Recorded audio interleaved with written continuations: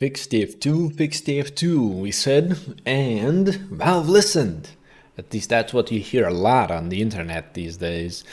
Now, I don't want to jump into topics usually without at least having some sort of understanding, and I am not slow mentally, or not as much at least.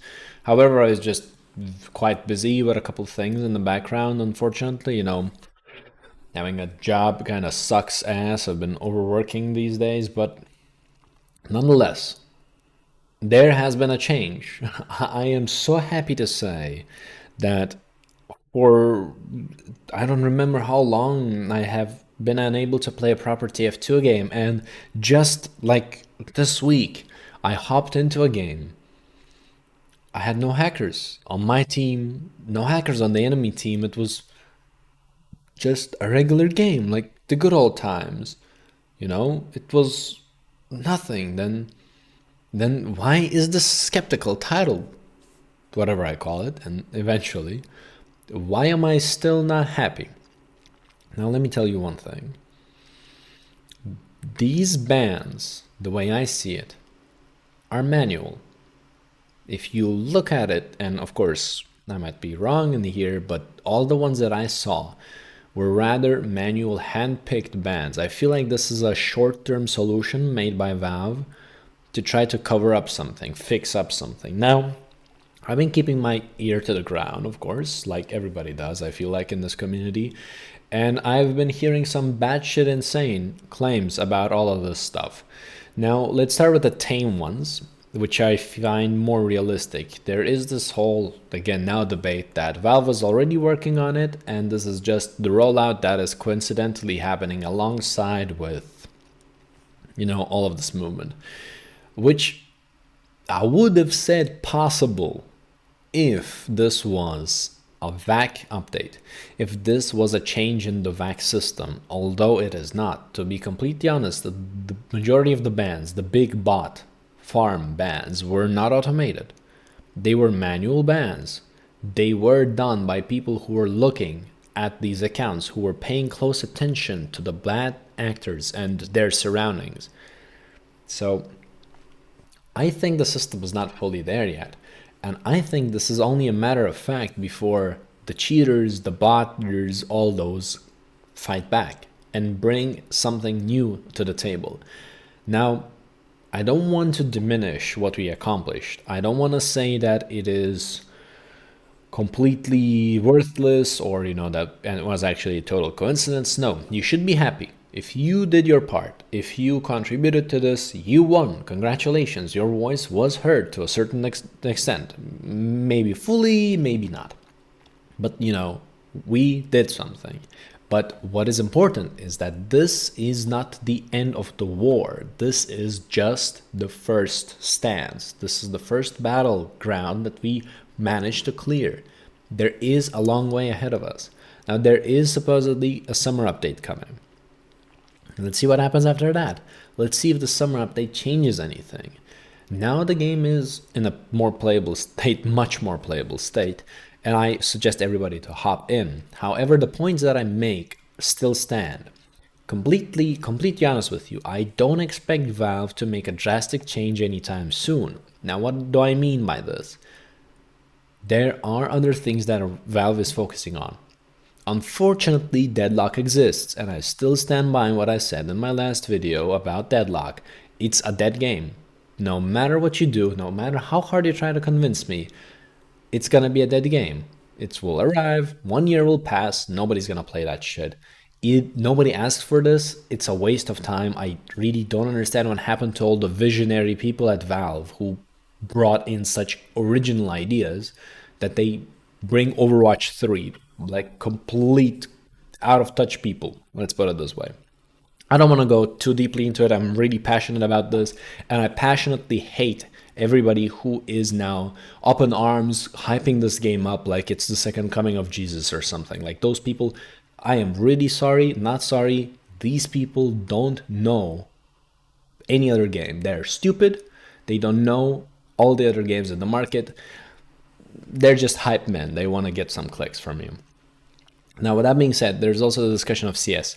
Now, Counter-Strike has had a rough start, but the most baffling shit that I've heard is that some guys are saying that TF2 is, the state of TF2 is the same thing that is happening to CS. So, hey, Counter-Strike players, be careful, you're about to hit the shitter just like CS, just like TF2 did after your latest update. First of all, let me clarify something. I'm a CS player mainly. I abandoned TF2 basically after all this bot crisis, and CS was definitely the game of choice simply because the economy was more straightforward. I don't have to chase the same hat with a different effect for some goofy ass shit. Now, here's the thing. Counter-Strike did start with a rough start after the Source Engine update, but there's a big difference. Counter-Strike is receiving updates. They're working behind the scenes. And call me coping however much you like, there is going to be an operation that is coming.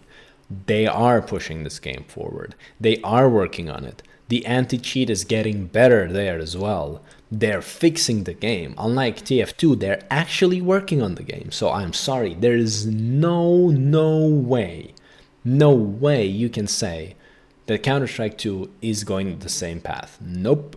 It is so far from it, and I understand how some people claim this because they have no idea. They never played Counter-Strike properly, they never invested enough time in the community, they don't follow what is happening. I don't blame you, but please don't speak like you know everything. Now, with that being said, focus is there. Counter-Strike is definitely the main focus of Valve. TF2 is a secondary thing. Now there is of course the discussion of the boycott, which I still will say one very major thing. Valve will not care. If you try to prevent people from spending money on TF2, I feel like you're going to create more enemies. I still stand by this, as I mentioned this previously. However, I think there is a different approach that should be taken. There's a different approach that can bring Valve the necessary impact. If you still feel like TF2 is not getting the attention it deserves, and let's say that the bots come back and Valve does nothing about it, and we are again at phase 1. Solution is very simple. Don't say fix TF2, say fix Valve. I'm standing by this once again. I am repeating this once again. Drag others in.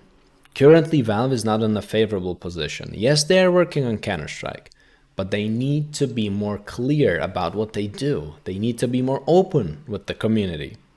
Any negative publicity, if you can manage to drag in some of the Counter-Strike guys in, that would be very good.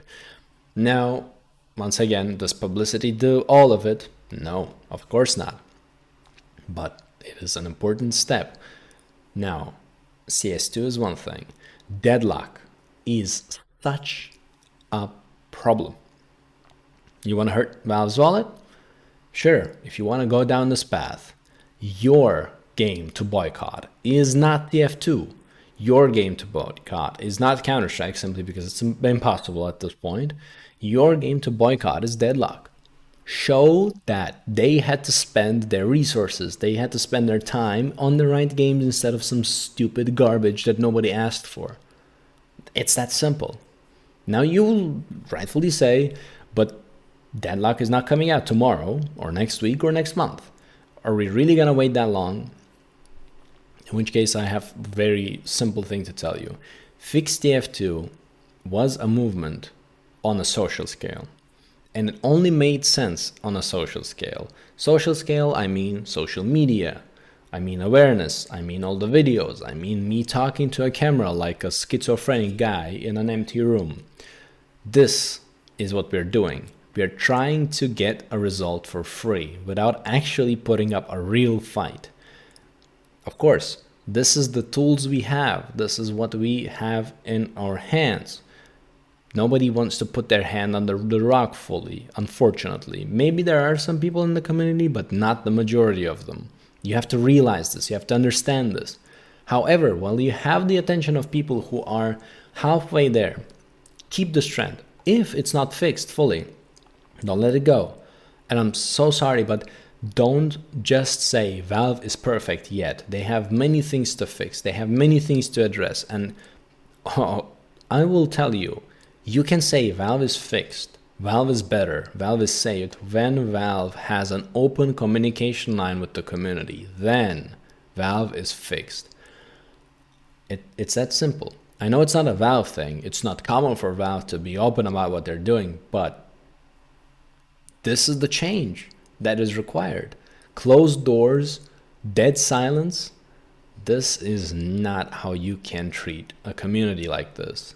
Not a company as big as Valve. You have to be more vocal. This is what we have to achieve. This honesty, or, at least this communication has to happen. And you cannot hurt Valve in the wallet with TF2. You can't. To be completely honest, you can't. There is already a very limited amount of people who work on it. Very small, minuscule. What are they going to do? Fire those people? No. Nothing is going to change. It doesn't matter.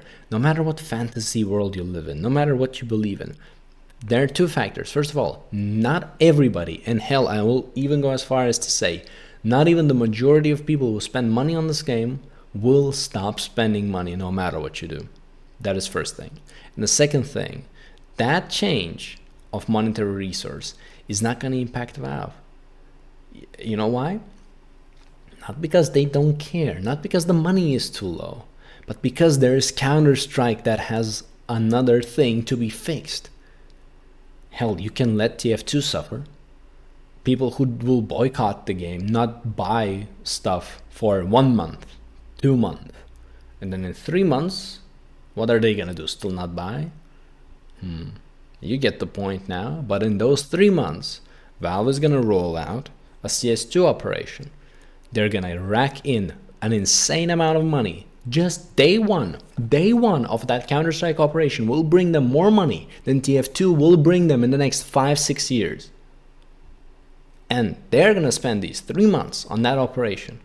And once they're done with that, and once they're done with everything else, once they're done with bringing the game modes, once they're done with flying scoutsmen and everything, then they will look back and say, yeah, we lost a little bit of money there.